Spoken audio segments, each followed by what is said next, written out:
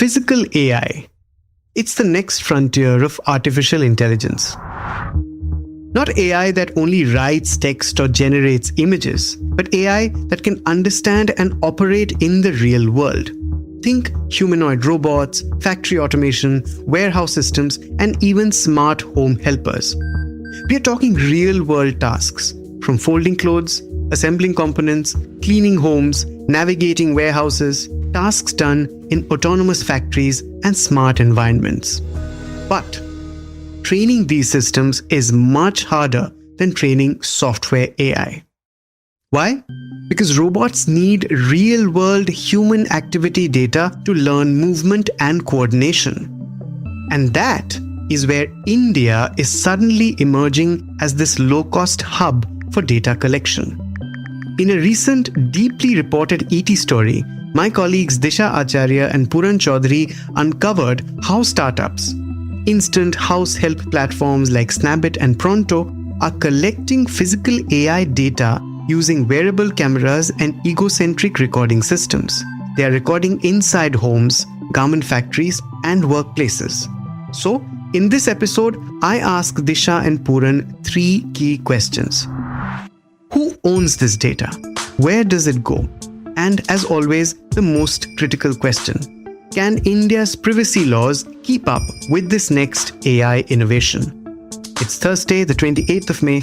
I'm Anirban Chowdhury. This is the Morning Brief.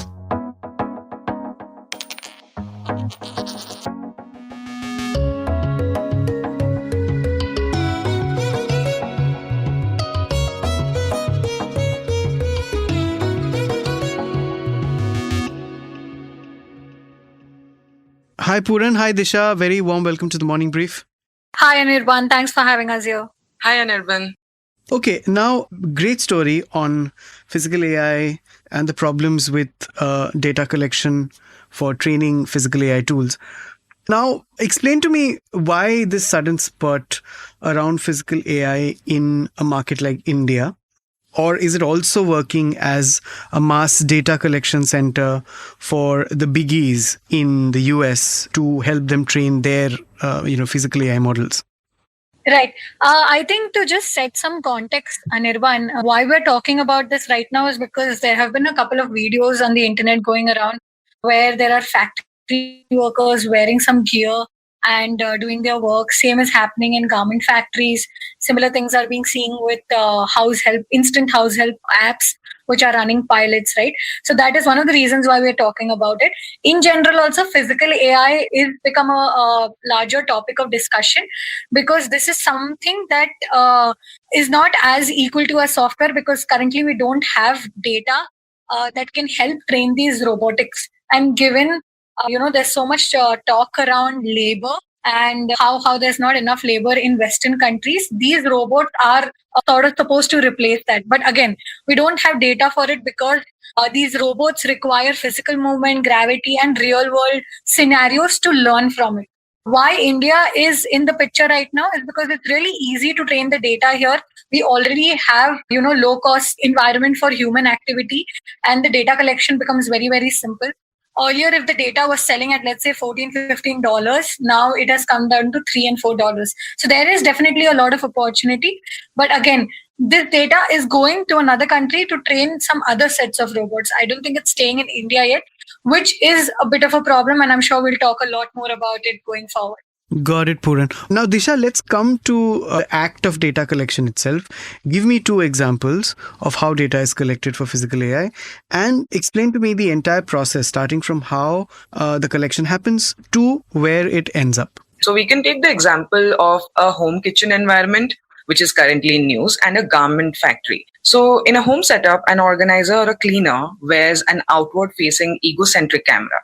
Now, this is a wearable or head-mounted device that records video from the wearer's point of view. And as they organize the pantry, chop the vegetables, or the camera basically captures the point of view of the person who's doing the activity and recording the precise hand movements.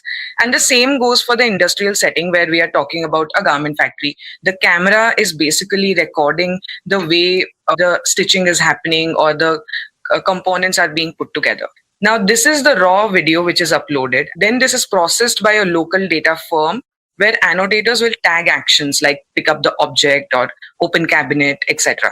And this finally goes through the human in the loop validation to blur faces or any sensitive personal items that could be there in the video. So Disha, which are the companies doing it?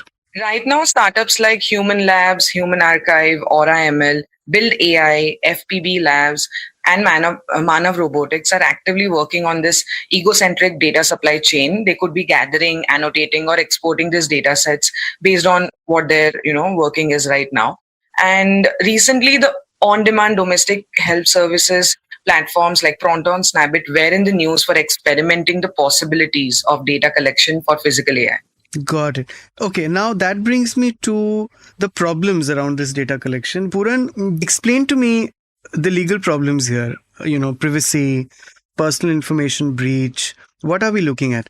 Of course, when there is data involved, there'll always be talks around privacy and personal information and security, right? In the broader sense, what India currently lacks is a framework where all of these issues are already discussed. You know where the data is going to go. You know who's going to clean your data. You know if something goes wrong, who is responsible for it. And currently we don't have that, which becomes the larger problem compared to recording this data. And if we have to talk about recording data, it's often inside homes or workplaces where, people are captured probably without their permissions. If you take my consent that, okay, I have been told to record the data, you cannot take consent of every person in a room. So which becomes a concern, right? And physical AI systems can capture body movements, habits, home layouts. They could also, pick up documents that are just lying around at home. This can create risks such as profiling these people. What is their, income ratio? How many people live in a house? How do they live? All of this can be tracked by the device and later sort of interpreted into personal information. Now, India definitely has the DPDP Act along with the IT Act, but there are a lot of gray areas that we often don't speak about, right? Physical AI is a very continuous and immersive experience and also recording. Like I said earlier, that it may not be fully informed even for the laborer who's recording all of this. Data sets can travel across borders and we don't know who ultimately is using this and for what purpose. So this is sort of an unclear ground at the moment, and who retains this recording, what happens, are all questions that have not been answered yet. So I think there are a bunch of legal issues that come with this. What legal experts are now asking for is that there needs to be proper auditing of these systems. We should know who is retaining this and we should have some limits on it. And we need a clear framework basically which will tie all of this down together for physical AI training system. Got it. Puran, explain to me what's happening globally. Are there guardrails already for data collection for physical AI? Yeah, to be very honest, globally also physical AI, since it's a very new concept compared to software, right, where you can easily scrap data and sort of create a data set. Physical AI is fairly new.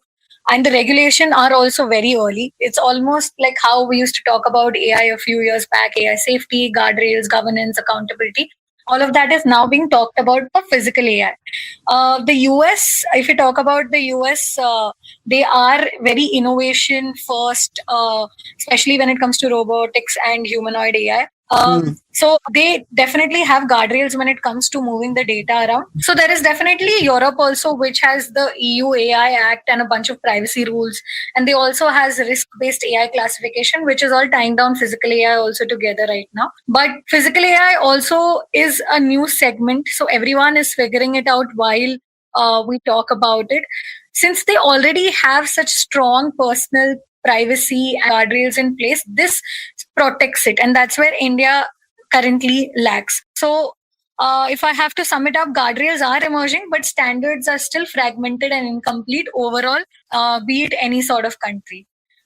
If I could just take another second and tell you that, in US, training of data becomes very, very difficult. In China, they do a lot of data training, but they don't allow it to be transported or, pushed it to other countries. India, it's cheap. So we're able to do it, and we're also able to give it out to other countries and other labs that are based in, let's say, US or Europe for that matter. All right. Finally, what's the ministry, what's the government, what's MeitY saying about this? So when the entire Pronto and Snagit thing came up, Meti said that they've taken a note of the developments and they will see what they can do.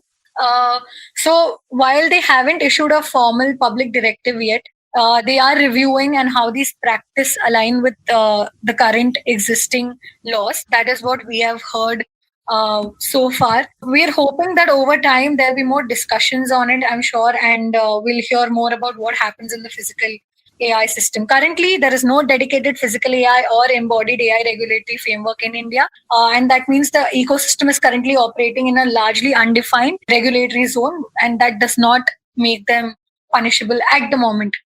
All right. Thank you, Puran. Thanks, Disha, for joining us. Thank you, Anirban. Thanks, Anirban. As Disha and Puran point out, physical AI is entering homes and workplaces faster than regulation can keep pace.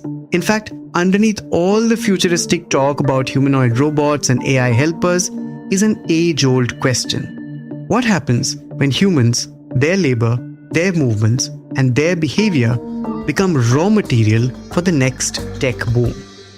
We'll leave you with this food for thought. This episode was produced by me, sound designed by Indranil Bhattacharjee. Keep listening to The Morning Brief and our other shows, including Corner Office Conversation, wherever you get your podcast. Stay tuned.